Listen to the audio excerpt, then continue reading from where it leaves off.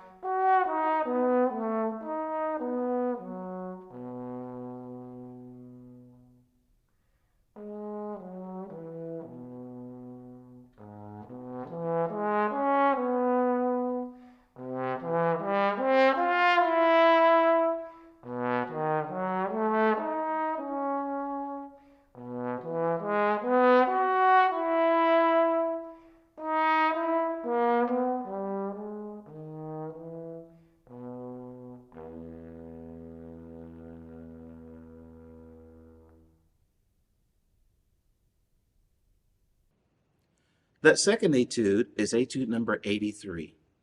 Beauty, expressiveness, and a constant sense of musical direction are the objectives of this etude.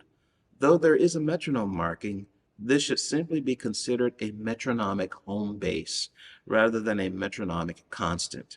In addition, espressivo should always be considered a musical license to play with musical flexibility of tempo, dynamics, style, and phrasing. Concerning dynamic expression, there is a very simple but effective approach that can be especially helpful for this etude. When the musical line ascends, crescendo and play with forward motion. And when the musical line descends, taper and relax the forward motion. This approach is especially helpful when the writing is somewhat rhythmically repetitive, as is the case with this etude. You will notice in both the dynamic and tempo markings of this etude that the composer intends for the music to be played with the aforementioned approach. See measures 1 through 9. Whichever musical approach you choose, make sure that at no point the music is static. Each measure of music should contrast in some way with the preceding measure. Because the style of this etude is almost always legato, phrasing and moments of stylistic contrast are of particular importance. Every measure of music has note groupings that are marked to be slurred together. But remember, a slur marking is also a phrase marking. This means that when a group of notes are marked to be slurred, they should also be treated as a musical grouping. For instance, in measure 1, the first 4 notes are marked with a slur. This means that these 4 notes should be played in a connected manner, but that they should also be spaced a little or have a lift after the 4th note. In other words, they should be connected and phrased together. Slurs are ever present in this etude, but treating the slurs as instructions for how to phrase the music can give the music more interest and make it sound more natural in singing. The other articulation marking in this etude is the tenuto marking. Sometimes it is used by itself, and other times it is used with a slur marking. But in either case, the instruction is the same. The marked note should be played with length and weight. An important clarification to make here is that when the tenuto marking is used by itself, the marked notes should be played with length and weight, but they should not be connected. Otherwise, they would be marked as slurred or legato. In keeping with the espressivo marking at the beginning, great attention should be given to dynamic contrast. Err on the side of playing with a wider dynamic range and more contrast than may seem necessary. Last but certainly not least, it must be mentioned that it is crucial when learning this etude to make sure to really read each and every note and to carry accidentals through to the end of each measure.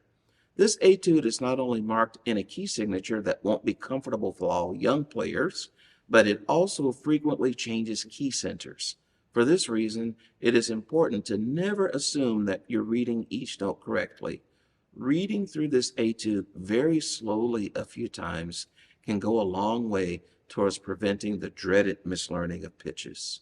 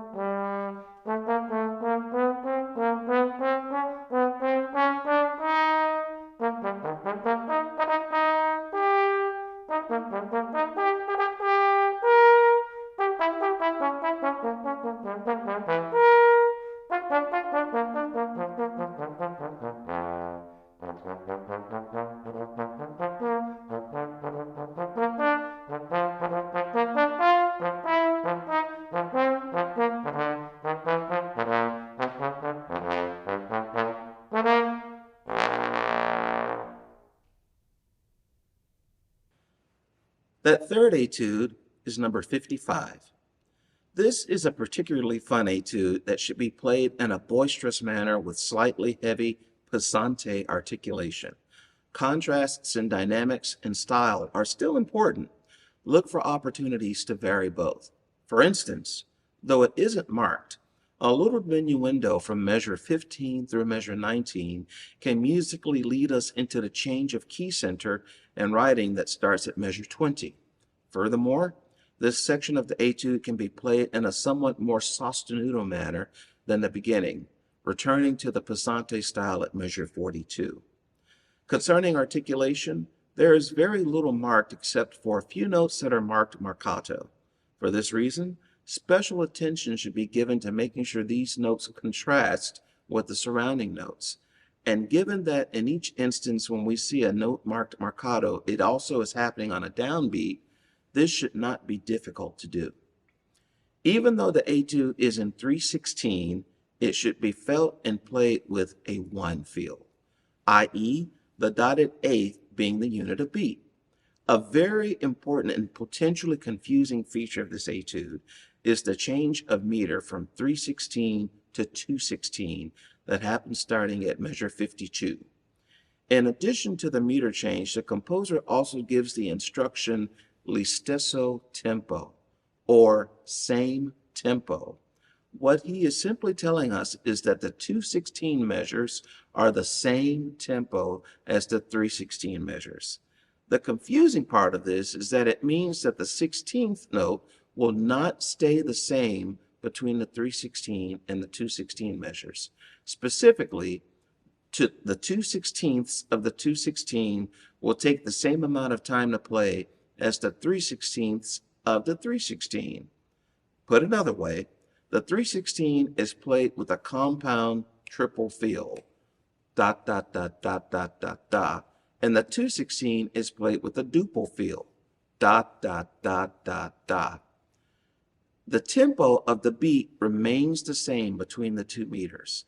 This may feel confusing at first in your preparation, but with the help of a metronome, particularly one that is capable of also beating subdivisions, this will become easier to feel.